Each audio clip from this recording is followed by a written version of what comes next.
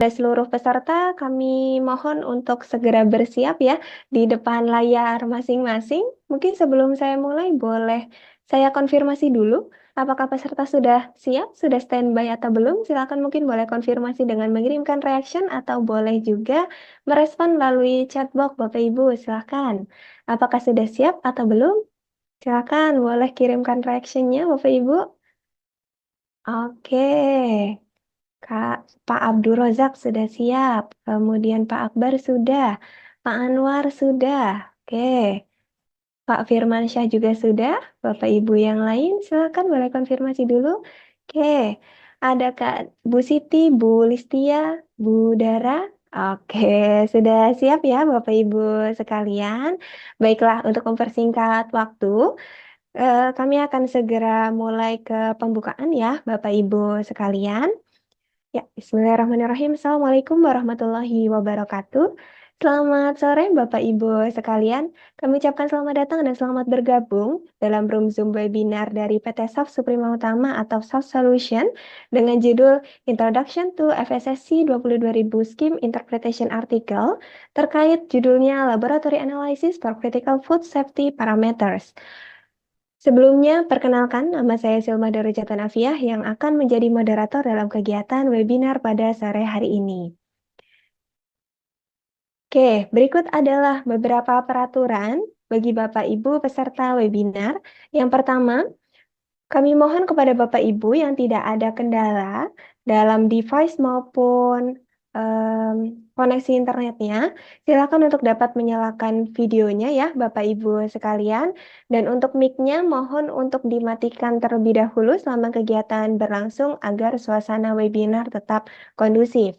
Kemudian untuk pertanyaan-pertanyaan dari para peserta, silakan dapat disampaikan selama jalannya webinar berlangsung Bapak Ibu. Dan silakan disampaikan melalui chat box. Lalu yang keempat, untuk link kehadiran dan link materi nanti akan kami bagikan pada akhir acara ya Bapak Ibu. Jadi kami mohon kepada seluruh peserta dapat mengikuti kegiatan dari awal hingga akhir dan nanti di akhir Bapak Ibu harus mengisi presensi untuk kami gunakan sebagai proses sertifikat. Kemudian yang terakhir, kami mohon juga kepada seluruh Bapak Ibu untuk dapat mendengarkan secara seksama kegiatan webinar hari ini ya Bapak Ibu sekalian. Kemudian berikutnya, susunan acara dalam kegiatan hari ini. Saat ini pada pukul 4:10, mohon maaf ya Bapak Ibu, waktunya agak molor sedikit. Saat ini kita sedang pembukaan terlebih dahulu, kemudian nanti setelah pembukaan, kita akan ada opening, update terkait FSCC 22000 versi ke-6 yang akan disampaikan oleh Bapak Gilang Anugrah Putra. Kemudian setelah opening update terkait persyaratan FSCC, nanti kita akan masuk ke inti materi, yaitu terkait Laboratory Analysis for Critical Food Safety Parameters yang akan disampaikan oleh Bapak Mulyono. Kemudian setelah itu kita akan masuk ke sesi materi, jadi nanti seluruh pertanyaan dari para peserta yang sudah masuk melalui chat box akan kami bahas pada sesi diskusi ini. Dan nanti di 5 menit terakhir ya Bapak Ibu, kita akan ada sesi penutupan dan foto bersama. Ya, kemudian bagi Bapak Ibu sekalian yang mungkin baru pernah mengikuti kegiatan kami, perkenankanlah kami untuk memperkenalkan terkait PT Soft Suprema Utama atau Soft Solution melalui video berikut.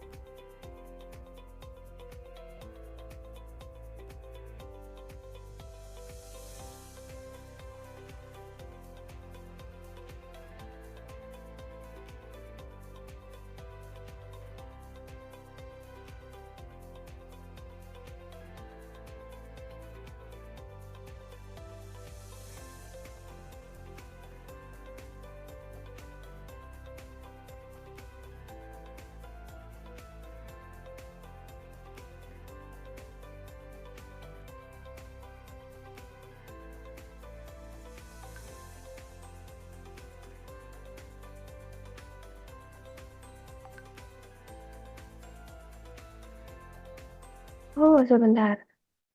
Oke. Bentar, ini suaranya terdengar atau tidak ya, Bapak Ibu? Oke, mohon maaf saya ulangi ulang ya, Bapak Ibu sekalian.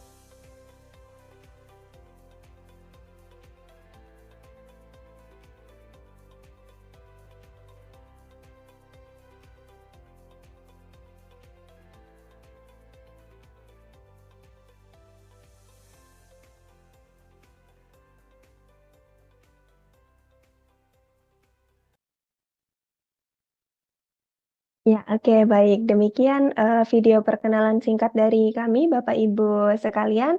Barangkali nanti dari Bapak Ibu ada yang membutuhkan jasa untuk konsultasi maupun training dari kami, silakan boleh sekali simpan beberapa kontak kami ya, Bapak Ibu, ada di WhatsApp, ada alamat email dan beberapa laman sosial media kami yang bisa Bapak Ibu hubungi. Kemudian bagi Bapak Ibu yang mungkin di perusahaannya sudah menerapkan sertifikasi FSCC 22000 dan ingin upgrade ke versi ke-6, Bapak Ibu sekalian, PT Sal Suprema Utama dapat menyediakan jasa untuk gap assessment, training, dan konsultasi terkait upgrade standar ini. Silakan bagi Bapak Ibu yang ingin mendapatkan proposal penawaran, dapat menghubungi admin kami di nomor 0813 8848 0804. Oke, Bapak Ibu sekalian, kita akan masuk ke sesi materi. Kita akan perkenalkan terlebih dahulu untuk pembicara pertama kita, yaitu Bapak Gilang Anugrah Putra. Beliau ini merupakan Food Safety and Quality Consultant and Trainer di PT Sap Suprema Utama dan tergabung juga dalam Associate Food Safety Trainer di beberapa lembaga di antaranya SI Global, British Standard Institution, TÜV-NOT, Lloyd Register, BV, dan Intertek sejak tahun 2018 hingga sekarang. Saat ini beliau sedang menempuh pendidikan di Magister Keamanan Pangan IPB dan memiliki beberapa sertifikasi terkait FSCC 22000 versi 6 Lead Auditor, BRCGS Food Safety ISO 9 Lead Auditor, ISO 22000 2018 Lead Auditor, lalu PCQI Preventive Control Qualified Individual, serta ISO 9001 2015 Lead Auditor. Bagi Bapak Ibu yang ingin mengenal Pak Gilang lebih dekat, silakan boleh menyimpan kontak alamat email dan nomor handphone beliau yang tertera pada layar.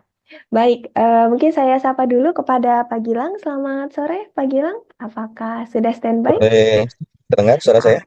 terdengar dengan jelas, Pak Gilang. Apa kabar, Pak, hari Oke, ini? alhamdulillah sambil di mobil nih. Oh, sambil di mobil lagi perjalanan ya, Pak ya. Di perjalanan. Terima kasih banyak sudah menyempatkan meskipun lagi sambil di jalan ya, Pak ya. Baik, apakah sudah siap, Pak, untuk menyampaikan materi pada sore hari ini? Oke, saya langsung saja mulai di dalam file yang nanti update nih. Ada dua. Semoga ini yang sesuai. Oke, oke kita mulai Sudah saja ya, terlihat, Pak. Bapak Ya, Ibu. waktu dan Semoga kursinya terdengar dengan dipersilakan. jelas. Mohon maaf jika ada suara tambahan karena sedang dalam perjalanan. Assalamualaikum warahmatullahi wabarakatuh. Selamat sore Bapak Ibu semua. Terima kasih sudah hadir dalam webinar dari SAF ya, yang terkait dengan update FSSC 2000 versi 6, di mana FSSC ini adalah salah satu skema sertifikasi yang cukup dinamis gitu ya. Nah, eh, saya ingin memulai terlebih dahulu webinar sore hari ini dengan mengupdate mengenai Food Safety System Certification. Mungkin sebagian besar sudah mengenal dengan sertifikasi ini, terutama yang sudah mengenal sejak awal di tahun 2010 atau 2011 saat pertama kali FSSC diterbitkan. Oke. Jadi FSSC, Bapak Ibu, adalah skema sertifikasi. FSSC bukan pembuat standar sebagaimana ISO. Dan skema sertifikasi ini telah dipublish pertama kali sejak tahun 2010 gitu ya. Bapak Ibu bisa lihat updatean terbaru dari FSSC di dalam websitenya, dan slide ini adalah slide yang menampilkan website FSSC dengan alamat fssc.com.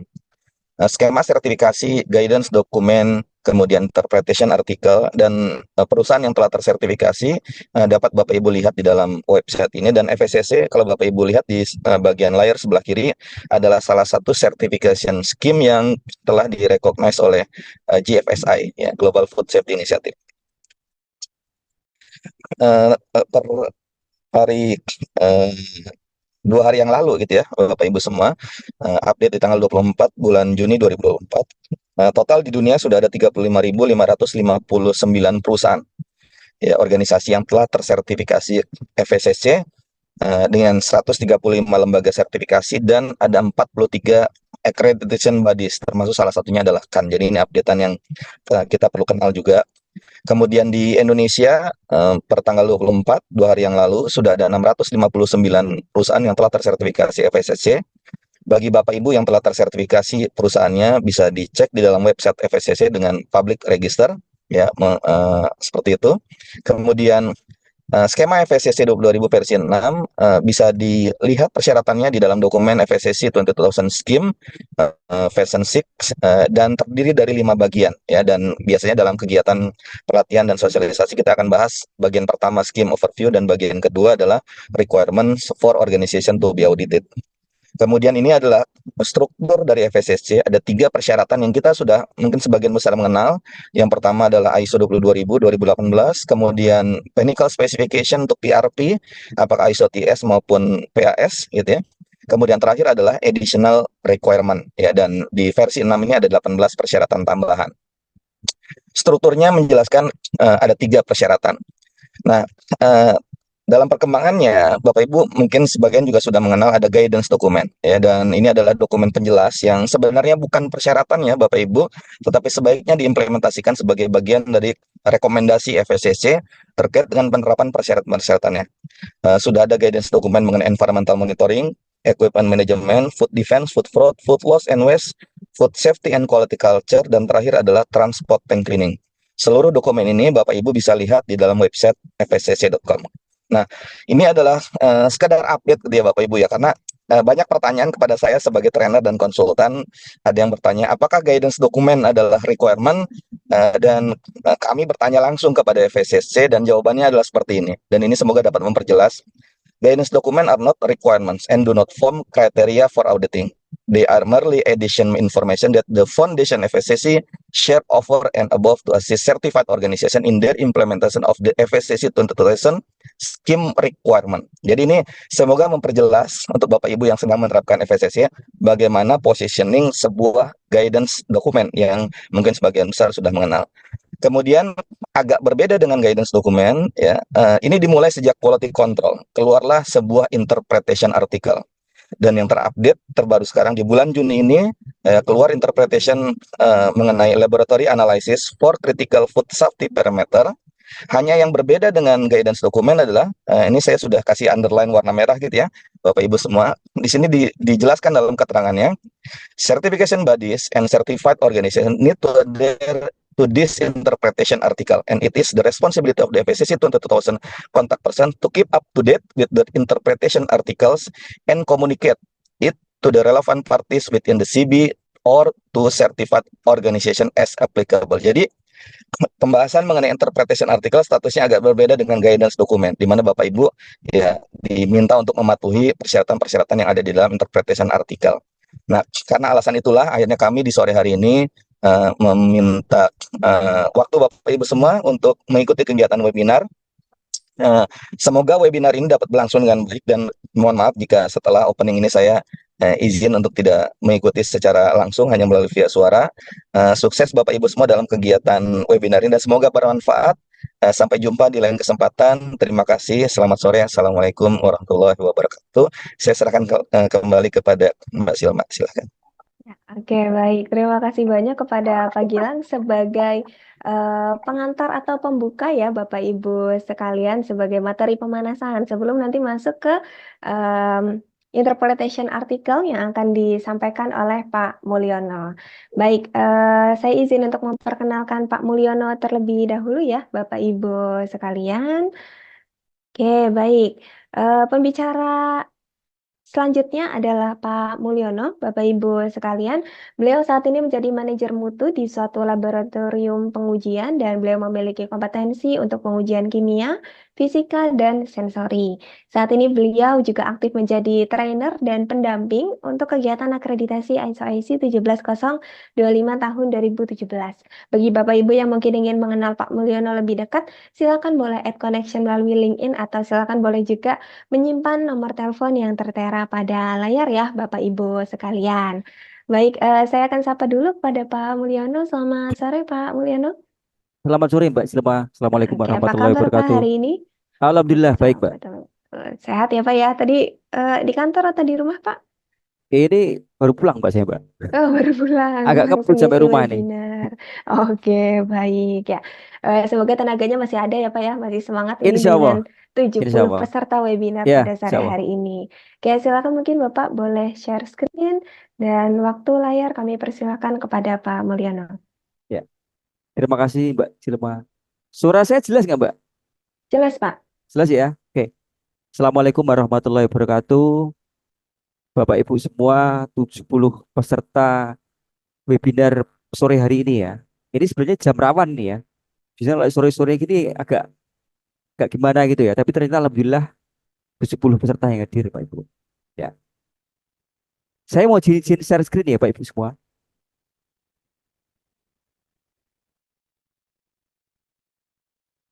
Terlihat ya Mbak Silma ya?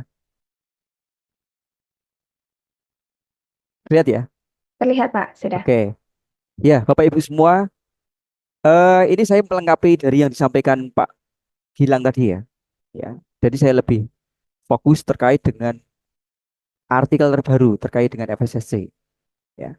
Karena di artikel yang baru ini, yang terbit Juni ini, ada sebuah kewajiban ya bagi organisasi yang sudah menerapkan standar FSC 22.000 itu untuk analisis laboratoriumnya itu kita harus membuktikan kompetensi kita. Ya. Oke, ini saya mulai yang pertama Pak Ibu ya. Jadi ini adalah definisi pangan ya. Saya buka Google. Ya. Pangan itu macam-macam ya. Intinya pangan itu apa yang kita konsumsi, baik yang dimakan atau yang diminum, baik dari pertanian, kebunan, kehutanan, perikanan, peternakan, dan lain-lainnya. Ya. Kemudian agar sebuah organisasi atau sebuah perusahaan yang menghasilkan produk pangan itu dapat menjamin keamanan pangannya, itu jelas kita harus menerapkan sebuah sertifikasi atau standar ya keamanan pangan. Dan di dunia ini ada 3 Pak Ibu, yang paling kuat ya. Saya nggak bilang, karena kalau kita buka di standar yang lain banyak itu standar keamanan pangan ya. Tapi yang kuat 3, ISO 22000, FSSC, dan BRC. Ya. Saya kemarin sempat posting di LinkedIn, ternyata lihat banyak itu. Saya sedikit ulas terkait dengan apa sih bedanya ISO 22000, FSSC, dan BRC. Ya, dan yang lain banyak. Pengalaman saya ya, saya kebetulan di lab pemerintah Pak Ibu ya. Saya pekerjaan sehari-hari masih sama ya, melakukan kegiatan pengujian. Saya fokus di pengujian kimia sama sensori Pak Ibu. Namun kira-kira setiap bulan sekali itu saya diminta untuk melakukan audit ke perusahaan. Ya. Itu bukan bagian dari sertifikasi 22000, ISO 22000 dan BRC ya. Saya dari regulasi pemerintah Pak Ibu. Saya bagian dari pemerintah, saya harus melakukan pengawasan terkait dengan keamanan pangannya ya. Saya pernah nanya sama beberapa perusahaan. Saya kebetulan masuk ke ruang pertemuan itu, saya lihat kenapa sih setiap saya masuk ke perusahaan itu pasti ada 2 sertifikat. Kalau enggak FSSC ya BRC. Saya iseng nanya ke mereka, Mbak, itu kenapa sih Mbak? Perusahaan harus standar FSSC dan BRC. Rata-rata jawabannya sama. Karena itu adalah customer requirement, Pak.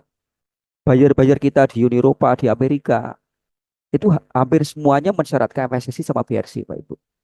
Jadi sekarang FSSC dan BRC itu sudah menjadi standar wajib ya bagi Bapak Ibu yang berkecimpung dalam kegiatan produksi pangan ya, ataupun turunannya ya, tidak hanya produksi pangan ya, distribusi juga. Ya. Jadi FSSC di sini sudah jadi standar yang penting lah. Ya.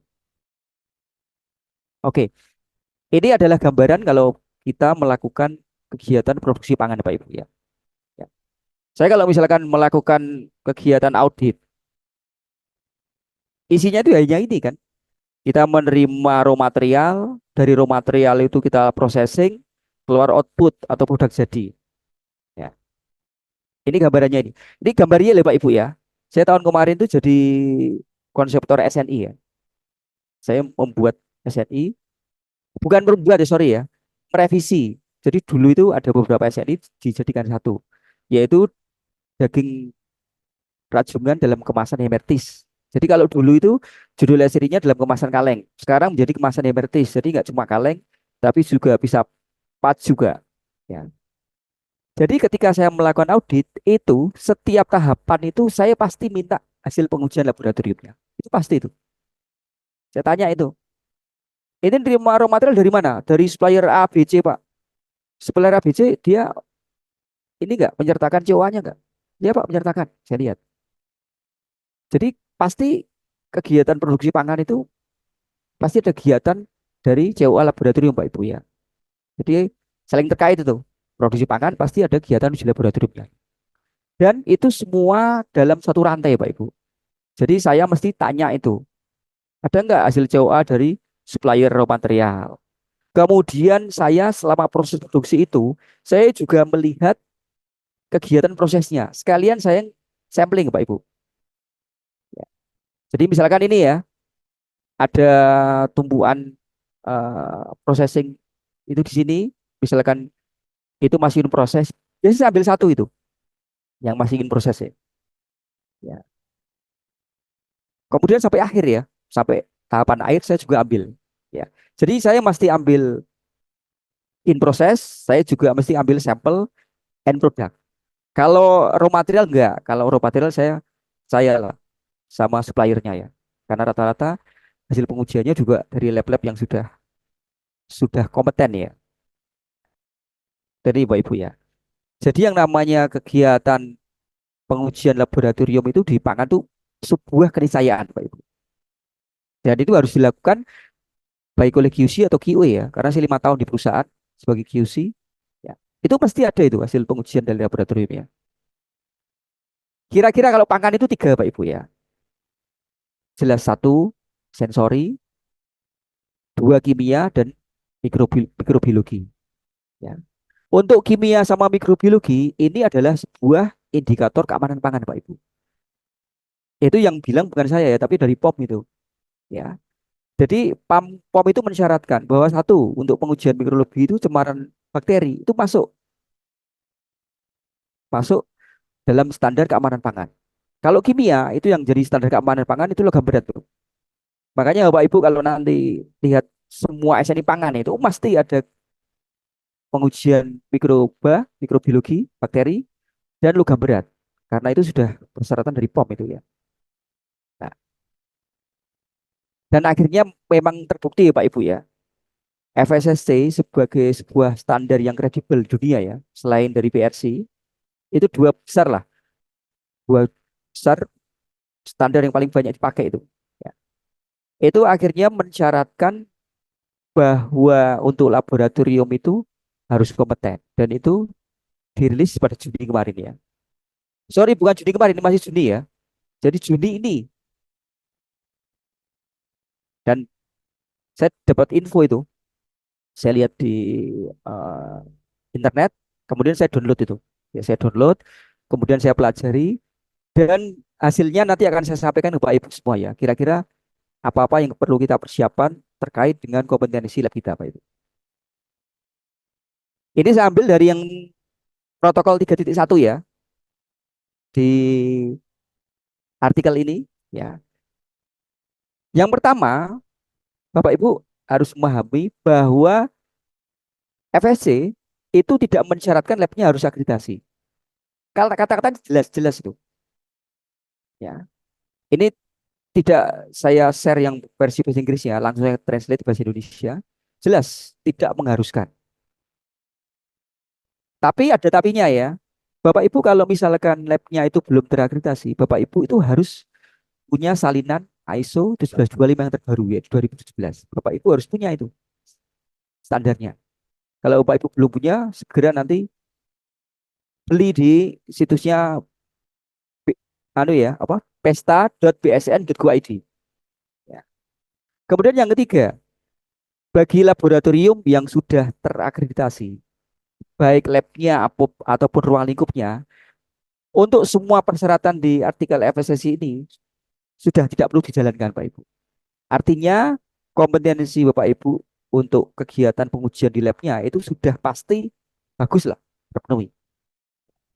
Tapi kalau Bapak Ibu labnya belum terakreditasi atau Bapak Ibu sudah terakreditasi, tapi ruang lingkup pengujiannya itu tidak sesuai dengan persyaratan keamanan pangan, jelas klausul-klausul yang ada di artikel ini harus semua dilakukan ya dan dipenuhi. Jadi nanti harus masuk dalam kegiatan audit Pak Ibu. Jadi nanti kalau misalkan Pak Gilang audit di perusahaan Bapak Ibu, jelas nanti pertanyaan-pertanyaan terkait dengan artikel ini harus dimasukkan ini terkait dengan kompetensi laboratoriumnya. Oke, ini sedikit saya bahas akreditasi. Bapak Ibu nanti kalau misalkan labnya sudah terakreditasi, ya, dapat sertifikat kayak gini. Jadi tertulis secara jelas. Lab pengujian PT apa gitu ya. Jelas. Dan yang kedua, Bapak Ibu nanti juga diberikan lampiran ruang lingkup, Pak Ibu. Dan ruang lingkup ini harus sesuai dengan persyaratan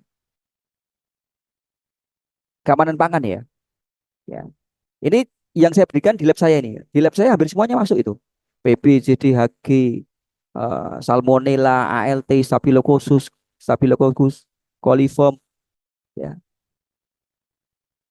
semua masuk. Ya, jadi tidak hanya labnya yang terakreditasi, tapi ruang lingkupnya harus masuk juga, terutama ruang lingkup yang termasuk standar keamanan pangan ya. Ya. Ini ya Pak Ibu ya. Jadi kalau Pak Ibu nanti kepengen lihat standar nasional ya, saya nggak belum buka standar-standar yang internasional. Ini standar internasional nih. POM itu ada dua aturan tuh. POM nomor 13 itu terkait dengan cemaran mikroba. Jadi di aturan ini secara jelas disebutkan secara spesifik ya. Saya punya produk misalkan nugget. Apa itu yang dipersyaratkan? Yang kedua, logam berat juga dipersyaratkan. Yang pasti itu tiga ya, PB, JDHG. Yang lainnya biasanya ada tambahannya ya. Ini contohnya, ini saya kemarin 2023 menjadi konseptor SNI untuk produk rajungan kaleng. Ya, ini ya. yang dipersyaratkan ya. Dan ini konsensus ya, bukan saya yang menerapkan ya, tapi kita konsensus. Saya sebagai pembuat, kemudian ada juga wakil dari pengusaha, ada wakil dari pemerintah, ada wakil dari POM, semuanya masuk memberikan masukan. Ya, di sini tersurat secara jelas ya. Ya, mikrobanya itu ALT, Salmonella, dan Listeria. Kemudian logamnya itu PBJDHG dan selenium. Ya, kemudian ada juga kloramphenicol untuk kimia, fisiknya ada bobotunta sama fil ya. Tapi yang penekannya di sini ya, mikroba dan logam berat itu termasuk kriteria wajib untuk keamanan pakan. Kemudian artikel FSSC apalagi yang perlu kita ketahui ya. Ya. Yang pertama di klausul 3.2.1 terkait dengan ketidakberpihakan, kerahasiaan, dan tanggung jawab. Artinya gini Pak Ibu, setiap kegiatan laboratorium itu harus independen. Bapak Ibu walaupun labnya lab perusahaan, itu jelas harus menghasilkan hasil pengujian yang independen. Tidak boleh ada intervensi dari ownernya misalkan, dari manajer QC-nya, itu nggak boleh. Kemudian yang kedua ada kerahasiaan. Bapak Ibu tidak boleh menyebarluaskan setiap proses pengujian Bapak Ibu keluar selain dari lab Bapak Ibu. Kemudian ada tanggung jawab dan wewenang ya. Jadi ada job desk yang jelas. Saya sebagai analis, saya sebagai manajer QC, saya sebagai owner itu jelas. Kemudian 3.2.2 itu mensyaratkan bahwa setiap laboratorium itu harus mempunyai infrastruktur atau resources yang memadai Pak Ibu. Yang pertama itu yang wajib diatur, Bapak Ibu harus punya personil yang cukup. Bapak Ibu punya ruang lingkup pengujian banyak, misalkan 10. Sampelnya banyak, tapi analisanya 2. Itu ya agak susah ya.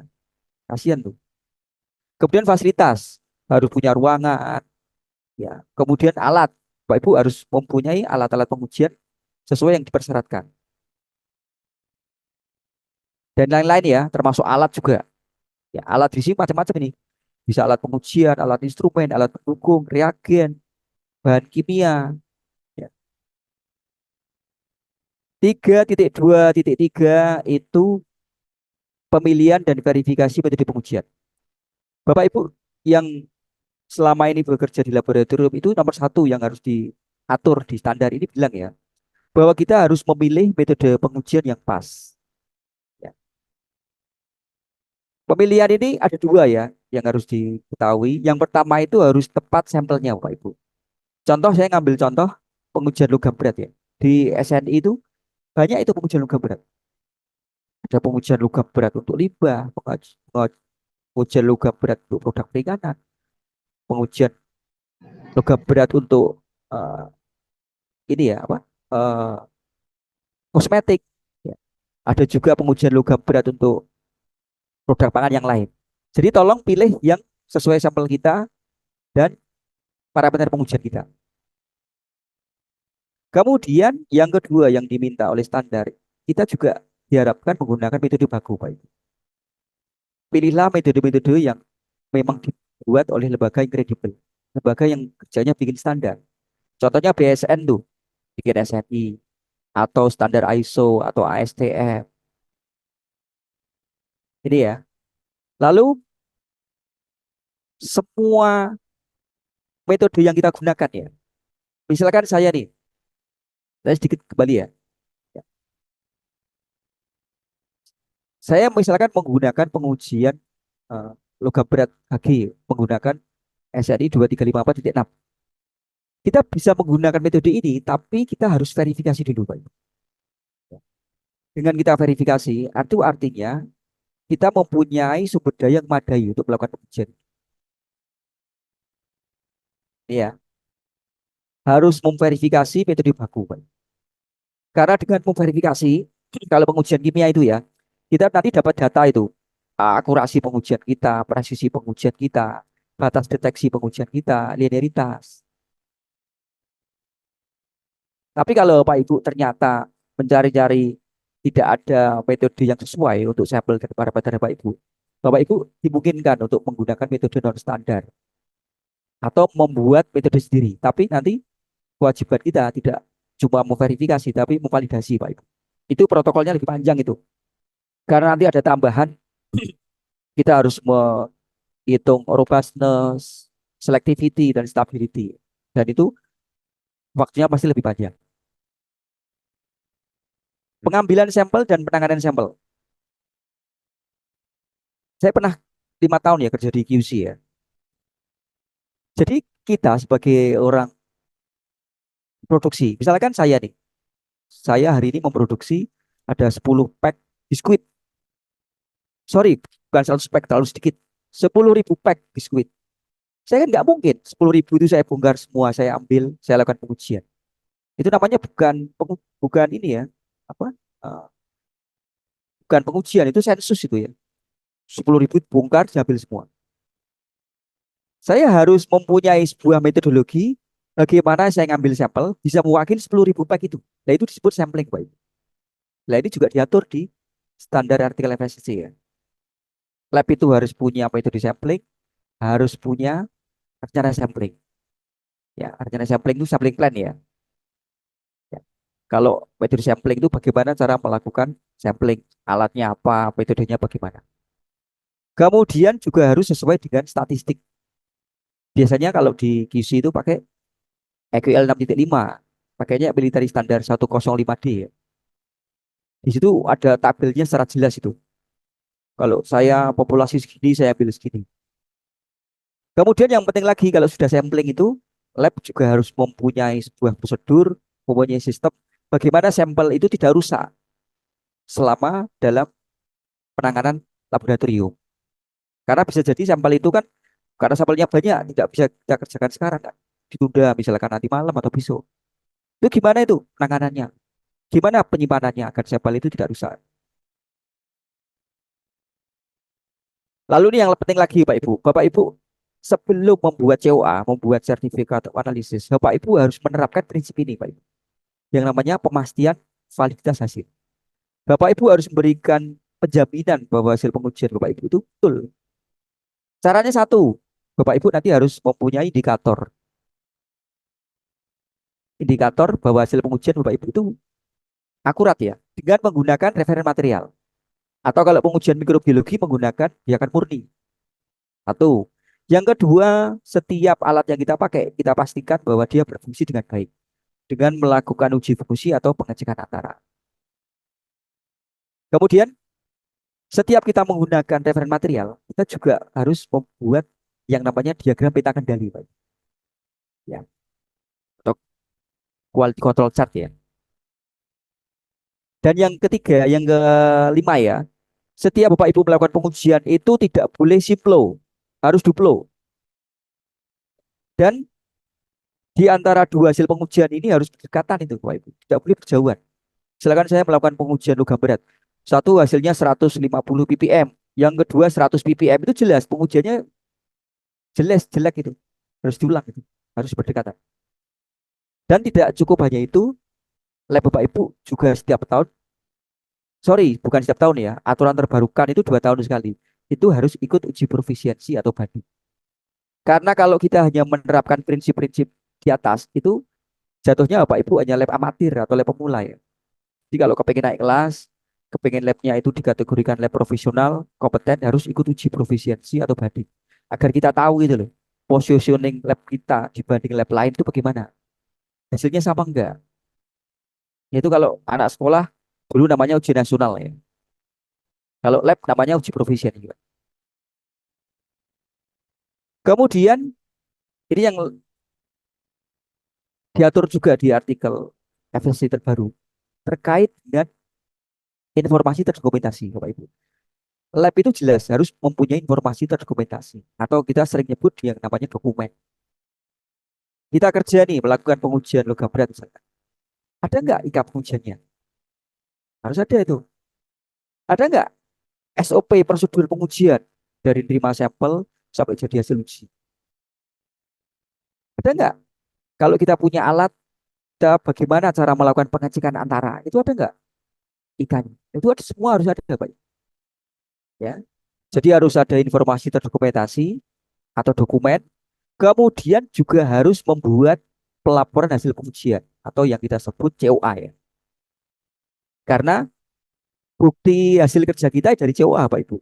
Karena kita nggak mungkin menyampaikan ke pelanggan bahwa hasil pengujiannya bagus. Dan ini adalah laporan yang ada di COA Pak Ibu ya. A sampai M itu banyak itu. Dan yang penting lagi itu yang klausul G Pak Ibu. Kalau Bapak Ibu itu sampelnya tidak sampling sendiri, artinya sampelnya itu dibeli oleh bagian produksi. Kita pasif, harus ditulis itu. Sampel itu tidak mewakili satu populasi, hanya berlaku pada sampel yang dikirim kepada lab. Itu persis dengan lab saya. Lab saya nggak pernah sampling, makanya di COA-nya tertulis ya, tidak mewakili satu populasi. Kemudian klausul 32.8 ya. Setiap laboratorium itu menemukan ada ketidaksesuaian. Misalkan nih, saya menggunakan alat oven, tapi ovennya tidak mencapai suhu yang saya tentukan, misalkan 100 derajat. Itu gimana itu? Protokolnya harus diatur, Pak. Itu namanya manajemen ketidaksesuaian. Contoh lagi, Bapak Ibu, melakukan pengujian mikrobiologi. Kan ruangannya harus steril tuh. Tapi Bapak Ibu masuk ruangan, Bapak Ibu menemukan ada genteng yang bocor, bahkan sampai tembus ke plafonnya. Itu jelas pengaruh itu. Nah, itu bagaimana penanganannya? Nah, itu harus diatur di aturan ini ya, manajemen ketidaksesuaian. Lalu 332 Bapak Ibu, setiap Bapak Ibu melakukan kegiatan produksi, kemudian yang melakukan kegiatan laboratoriumnya itu bukan internal, artinya eksternal. Misalkan Bapak Ibu memproduksi ini ya, sarden kaleng misalkan. Bapak Ibu kebetulan labnya saya sebagai lab eksternal. Itu kewajiban Bapak Ibu. Satu, Bapak Ibu tuh minta sama lab eksternalnya itu. Punya nggak sertifikat ISO 1725? Kalau dia punya, minta ruang lingkupnya. Itu memuat terkait dengan standar-standar pengujian keamanan pangan nggak? Tapi kalau dia nggak, belum atau belum terakreditasi ya, Bapak Ibu harus audit ke sana. Harus diaudit ke sana dan pastikan labnya itu menerapkan yang klausul-klausul tadi yang saya sampaikan Pak Ibu. Itu ya. Jadi boleh lab eksternal, tapi pastikan lab eksternalnya itu juga sesuai dengan prinsip-prinsip standar ISO 1725. Ya. Terima kasih Mbak Silma. Oke, baik. Sudah selesai ya, Pak, ya, untuk penyampaian materinya. Terima Ya, kasih banyak, Pak Mul, berbobot sekali. Oke, setelah ini nanti kita akan masuk ke sesi diskusi ya, Pak Mulyono. siapa? Ini kepada para peserta, materi yang disampaikan oleh Pak Mulyono sudah selesai. Silakan bagi Bapak Ibu yang ingin bertanya, boleh sampaikan pertanyaannya melalui chat box. Silakan diketik dulu, boleh ya Bapak Ibu sekalian. Sambil menunggu pertanyaan dari peserta, saya izin menyampaikan informasi tambahan ya Bapak Ibu sekalian. Jadi nyambung dengan apa yang tadi disampaikan oleh Pak Mulyono. Tadi yang disampaikan oleh Pak Mulyono baru kulit-kulitnya aja gitu ya Pak Mulyono ya, belum Iya, Mbak, sampai betul. detail persyaratannya. Bagi Bapak Ibu yang ingin mempelajari lebih detail bagaimana perizinan laboratorium terkait parameter kritis keamanan pangan ya berdasarkan ISO 17025. Silakan bisa mengikuti kelas online kami yang akan diselenggarakan pada hari Sabtu tanggal 13 Juli 2024 Bapak Ibu sekalian. Nanti di kelas tersebut akan dibahas kembali terkait artikel interpretasi yang dijelaskan oleh Pak Mulyono hari ini. Kemudian nanti akan ada tambahan yang lebih detail terkait ketidakberpihakan, sumber daya laboratorium, lalu verifikasi, validasi, pengambilan sampel, hingga penyediaan layanan laboratorium eksternal. Bagi teman-teman peserta hari ini, khusus akan kami berikan diskon 20% ya, tapi maksimal registrasi dilakukan pada tanggal 30 Juni 2024. Jadi apabila Bapak Ibu mengikuti webinar hari ini, lalu nanti mendaftar kelas ini, sebelum 30 Juni, maka nanti akan mendapatkan potongan harga senilai 20% ya, Bapak Ibu sekalian. Silakan bagi Bapak Ibu yang tertarik untuk mengikuti kelas ini dapat mendaftar melalui link bit.ly/registrasi SAF 8 Bapak Ibu. Atau nanti bila ingin bertanya-tanya terlebih dahulu, silakan dapat menghubungi admin kami ya Bapak Ibu, bisa melalui LinkedIn, WhatsApp maupun Instagram. Oke, baik, kita masuk ke sesi diskusi ya Bapak Ibu ya. Ini sudah ada 2 pertanyaan yang masuk. Bagi Bapak Ibu yang belum selesai ngetik, silakan diselesaikan ya. Nanti akan kami bahas untuk setiap pertanyaan yang masuk selama waktu masih tersedia. Saya izin membacakan pertanyaan yang sudah masuk ya Pak Mulyono. Ya. Oke, pertanyaan pertama dari Pak Arizal. Untuk hasil analisa lab, tadi dalam bentuk COA ya Pak Mulyono ya disampaikannya. Misalnya kita memberikan informasi hasil analisa ke bagian utility dan produksi. Apakah harus sesuai dengan format COA atau di form laporan harian atau by WA itu masih diterima, Pak Mulyono? Mungkin ini mempertimbangkan dari persyaratan di ISO 17025 ya, Pak ya.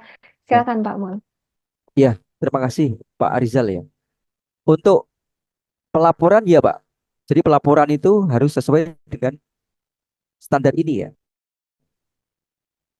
Ya, nih, harus ya semua nih. Karena itu persyaratan dari standar ISO 17025. Tapi saya berikan sedikit tips Bapak Ibu ya. Kalau di tempat saya kebetulan sudah menerapkan SIMLab ya, sistem informasi manajemen laboratorium ya. Jadi untuk pengujiannya kita nggak pakai manual. Semua ini lebih mudah ya. Dari awal kita menerima sampel sudah terdata itu. Sampelnya dari mana, sampelnya jumlahnya berapa, terdata semua. Itu tinggal print saja di COA. Itu Pak Ibu. Tapi wajib ya, wajib. Oke, berarti kalau tadi belum menggunakan sistem yang Pak Mulyono contohkan, itu tetap harus ada hard copy Iya, COA-nya gitu ya, Pak ya? nggak harus hard copy Mbak. Kalau di tempat saya sekarang Oh, sudah oke. menggunakan digital ya. Pakai PDF boleh, pakai JPEG boleh.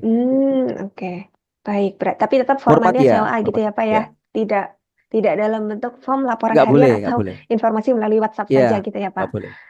Oke, baik. Terima kasih atas jawabannya Pak Mul. Kepada Pak Rizal, bila ada feedback, silakan bisa disampaikan melalui chatbox. Lanjut ke pertanyaan kedua ya Pak Mulyono. Ini dari Ibu atau Bapak ya, Bu Septi Morani menanyakan untuk pembuatan laporan, apakah wajib dilakukan dengan menulis tangan atau dapat dilakukan dengan sistem pencatatan digital, Pak Mulyono? Sebenarnya di standar ISO 12025 tidak mewajibkan ya Pak Ibu ya. Ya. Jadi mau manual boleh, digital boleh ya. Tapi pengalaman kita ya di lab kita, kalau Bapak Ibu sampelnya sedikit itu manual oke lah. Tapi kalau sampelnya banyak itu sudah pasti kewalahan. Jadi memang itu nanti sebuah tuntutan lah. Kalau sampelnya banyak itu pasti kita mau nggak mau harus pakai digital karena lebih mudah. Termasuk tanda tangannya ya. Dulu kita pakai tanda tangan basah, tapi sekarang sudah pakai QR itu. Lebih enak dan cepat. Jadi pimpinan itu hanya ngeklik aja, tanda tangan sudah masuk ya. Nggak usah datang tanda Oke, tangan itu. oke, Itu ya berarti Mbak. secara digital boleh ya Pak ya? Boleh Mbak dan sangat dianjurkan ya. Oh, sangat dianjurkan. Sangat dianjurkan. Oke, tadi kan Bapak cerita tanda tangannya pakai QR, tapi kan kadang mungkin ya Pak, tanda tangannya tuh ada yang kayak tanda tangan digambar gitu loh Pak. Itu valid juga nggak Pak kalau di laporan? Boleh Mbak. Kalau di Oh, tetap boleh. standar itu hanya bilang ya. Itu yang klausul L ya Bapak Ibu ya. Bisa dibaca. Harus jelas siapa personil yang mengesahkan. Harus jelas Hmm, namanya. Dan dia harus mengetahui gitu loh. Entah dia mau pakai klik, mau pakai tanda tangan, mau pakai paraf, mau pakai stempel silahkan. Tapi yang pasti dia tahu bahwa hasil pengujian seperti ini dan dia mengesahkan. Oke, berarti tidak ada ketentuan detail ya Pak ya, apakah Wah, nanti pengesahannya itu harus pakai QR atau metode wah, ya, tertentu gitu ya Pak ya. Yang ya, penting jelas disepakati di ya, satu organisasi tersebut gitu ya ya. Pak ya. Dan Oke, ditulis prosedur ya, Bapak Ibu ya. oke. Termasuk gini harus ditulis prosedur. Ya. Hmm, oke, baik. Terima kasih banyak atas jawabannya, Pak Mulyono. Kepada Ibu Septi Morani, apabila ada feedback, silakan boleh disampaikan melalui chat ya.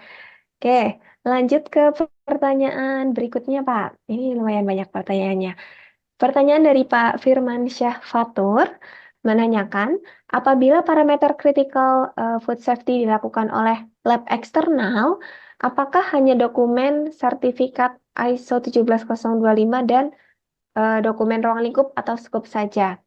Apakah perlu dicantumkan statement sesuai dengan FSSC Lab Interpretation dalam kontrak atau penawaran, Pak Mulyono? Oh, makasih ya Pak teman saya. Saya membaca ini ya Pak Ibu ya. Saya baca di sini di artikel FSC itu menulis secara jelas ya. Nomor 3 itu, jika lab memiliki akreditasi ISO IC 125, itu jelas semua persyaratan terpenuhi. Jadi Bapak Ibu, persyaratan itu ini ya, mengikat dua ya. Lab internal ya, lab eksternal ya. Jadi kalau lab eksternal Bapak Ibu itu sudah terakreditasi dan dia sudah memberikan bukti ya, sudah menyampaikan sertifikat akreditasi, ruang lingkupnya juga ini ya, ruang lingkupnya juga sesuai dengan standar keamanan yang diminta sesuai dengan produk Bapak Ibu. Seharusnya sudah selesai itu. Jadi nanti kalaupun ada pertanyaan saat audit, tidak mungkin sampai sampai nanya kompetensi dan lain. Sudah selesai dengan sertifikat. Itu ya, Pak Firmansyah ya. Baik, terima kasih atas penjelasannya Pak Mulyono. Oke, lanjut ke pertanyaan berikutnya ya Pak ya. Ini ada pertanyaan dari Ibu Dara. Menanyakan, jika metode yang digunakan non-STD itu non-standar mungkin Non ya Pak standar, ya, non standar ya. untuk uji mikro, hanya pengecekan berdasarkan limit nilai total mikrobanya dari customer misalnya sekian. Baiknya, bentar, ini baiknya diupdate FSSC versi 6 ini bagaimana? Lalu uji antara bisa dijelaskan sedikit bagaimana mekanismenya, Pak Mulyono? Ini Bu, kita itu diberi keleluasaan ya, mau menggunakan metode standar atau baku. Tapi yang penting itu tercantum di sini, Pak. Tercantum di sini. Artinya gini ya, ketika parameternya itu sudah tercantum di sini. Misalkan saya melakukan pengujian stabilococcus menggunakan SNI 2332 atau saya menggunakan metode sendiri. Itu artinya kompetensi kita itu sudah diakui Pak Ibu, oleh KAN ya, Komite Akreditasi Nasional sebagai lembaga tertinggi terkait dengan penilaian kompetensi. Itu Pak Ibu ya. Jadi syaratnya harus tercantum dulu Pak Ibu. Tapi ada kewajibannya itu. Kalau metodenya baku harus verifikasi, kalau non baku harus divalidasi. Itu Pak Ibu ya, tercantum ya. Kemudian turunannya ya tadi itu ya, harus harus punya CRM, harus uji banding, pengecekan antara alat, verifikasi. Itu Bu, Budara ya. Baik, terima kasih atas jawabannya Pak Mulyono. Dari Budara, bila ada pertanyaan, ada feedback, silakan boleh disampaikan. Pak Mul, ini tadi ada feedback dari Pak Firmansyah. Melanjutkan pertanyaan yang tadi ya Pak ya.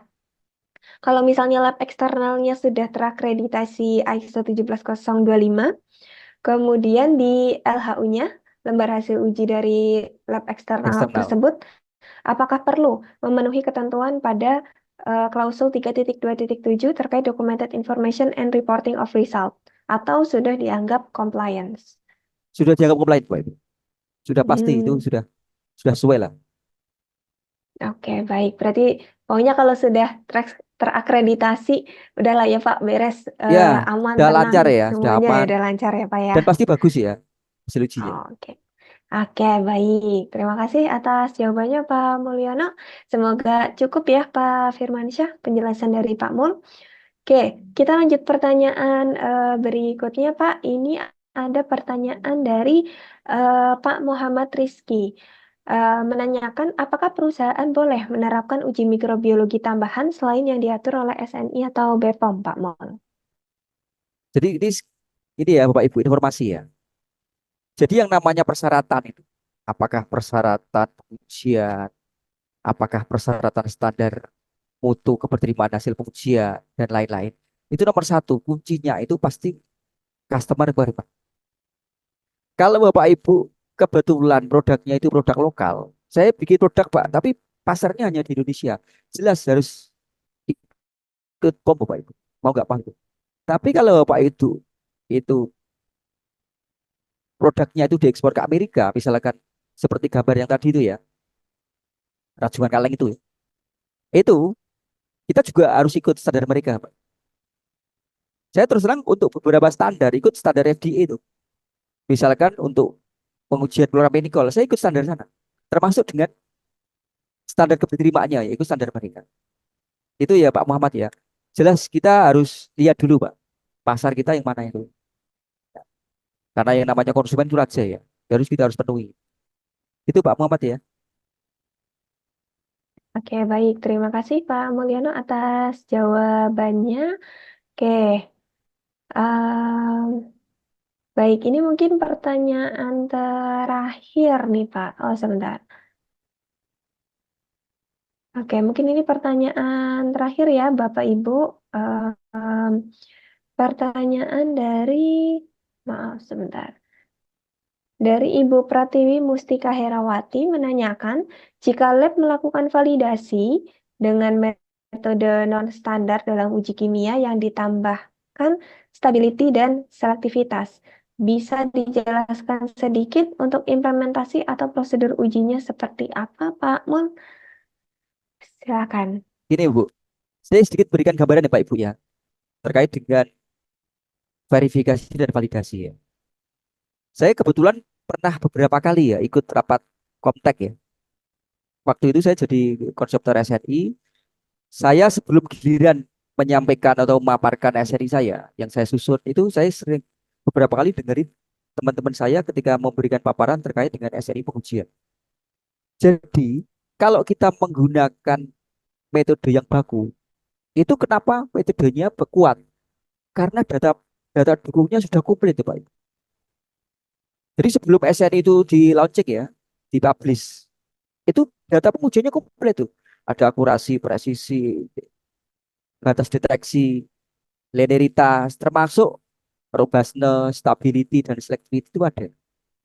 Makanya kalau Bapak Ibu memvalidasi tidak perlu itu menghitung robustness, selectivity, dan stability. Itu nggak perlu. Tapi kalau Bapak Ibu menggunakan metode yang non baku, contoh metode sendiri, itu harus dihitung itu robustness atau ketangguhan. Karena kita nggak ada jaminan bahwa metodenya tangguh, Pak. Ya, itu robustness ya. Jadi kita nanti harus melakukan rekayasa proses pengujian, kita ubah-ubah, misalkan suhunya atau alirannya, itu namanya robustness.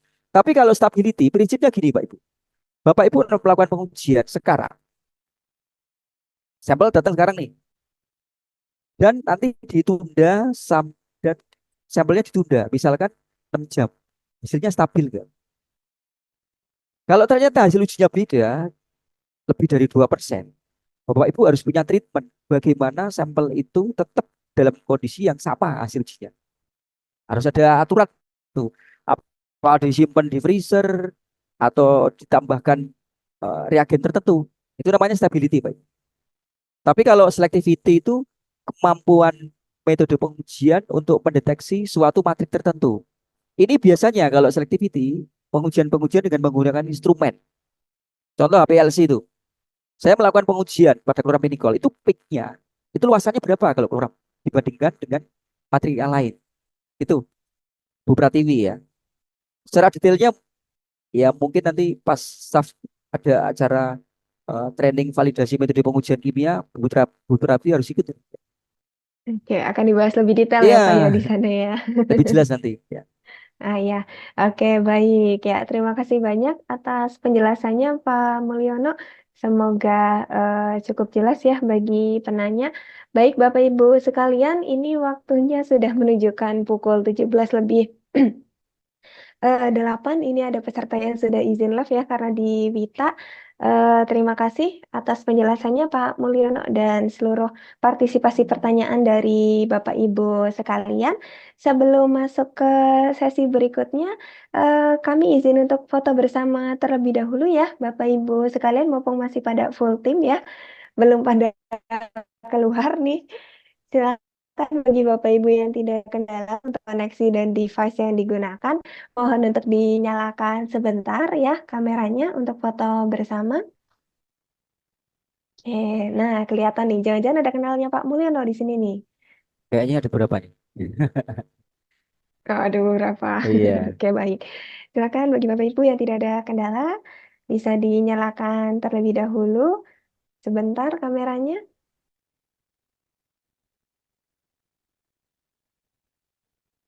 Oke, ini untuk layar pertama sudah menyala semuanya ya, Bapak Ibu ya. Mulai dari ada Pak Akbar, ada Pak Doni, Ibu Nailah, Pak Wahyu, Pak Abdul Rozak, dan lain-lain. Kita foto bersama dulu ya, Bapak Ibu ya. Gaya bebas, silakan. Dalam hitungan ketiga ya, Bapak Ibu ya. Satu, dua, tiga. Oke, baik. Sebentar, saya izin untuk pindahkan terlebih dahulu. Oke, lanjut ke layar kedua. Ini ada mulai dari Ibu Siti, Pak Haryadi, Pak Brahma, lalu Ibu Meliana, sampai ke Ibu Irbah. Ya, saya izin foto. Satu, dua, tiga. Terima kasih. Oke, sebentar. Oke, layar yang ketiga, Bapak Ibu. Oh, ini tidak ada yang on cam ya. Baik, tidak apa-apa. Saya izin share. Sebentar. Oke, baik. Terima kasih Bapak Ibu sekalian. Bagi Bapak Ibu yang sudah on cam, kami ucapkan terima kasih banyak. Baik, sebelum ke penutupan, Bapak Ibu sekalian, saya persilakan kepada Pak Mulyono mungkin ingin menyampaikan closing statement-nya, Pak. Ya, makasih Bapak Ibu semua. Sampai sore hari ini masih 73 peserta ya. Harapan saya gini, Bapak Ibu semua yang saat ini menerapkan FSSC itu untuk artikel laboratorium ini juga dapat dipenuhi Pak Ibu. Ya. Jadi kuncinya satu Pak Ibu, labnya harus kompeten. Dan kompeten di situ ada dua ya, Bapak Ibu. Silahkan labnya terakreditasi. Kalau Pak Ibu masih belum punya bayangan akreditasi gimana itu, nanti silakan hubungi Mbak Silma atau Bu Anita itu. Pak, kita kepengen bincang-bincang Pak, gimana akreditasi laboratorium. Nanti kita bisa ketemu, paling sejam lah kita bincang-bincang terkait dengan akreditasi. Tapi kalau memang akreditasi itu dirasa sesuatu yang berat, ya prinsip-prinsip dari standar ISO 14025 itu dilakukan, Pak. Contoh tadi itu, punya referensi material, bikin kontrol cat, pengecekan antara, alatnya dikalibrasi, selalu ikut uji banding, gitu. Terima kasih Mbak Silma. Demikian. Ya, oke, baik. Terima kasih banyak atas materinya ya, Bapak Mulyono untuk hari ini. Demikian rangkaian kegiatan webinar dari PT SAF Prima Utama pada sore hari ini, Bapak Ibu sekalian. Kami ucapkan terima kasih banyak atas partisipasi dan kehadirannya, Bapak Ibu. Semoga apa yang sudah disampaikan oleh Pak Gilang dan oleh Pak Mulyono hari ini dapat bermanfaat bagi Bapak Ibu sekalian. Kami juga ucapkan terima kasih banyak kepada Pak Mulyono sudah meluangkan waktu hari ini dapat sharing-sharing materi dengan para peserta. Kurang lebihnya mohon maaf ya Bapak Ibu sekalian. Sampai jumpa dalam kegiatan Soft Solution berikutnya dan silakan dapat memberikan ulasan tentang kami di Google atau bisa juga silakan follow kami melalui laman sosial media LinkedIn, Instagram, atau silakan boleh juga menyimpan nomor WhatsApp kami untuk update-update kegiatan yang terbaru. Demikian dari kami tutup. Wassalamualaikum warahmatullahi wabarakatuh. Terima kasih Bapak Ibu sekalian.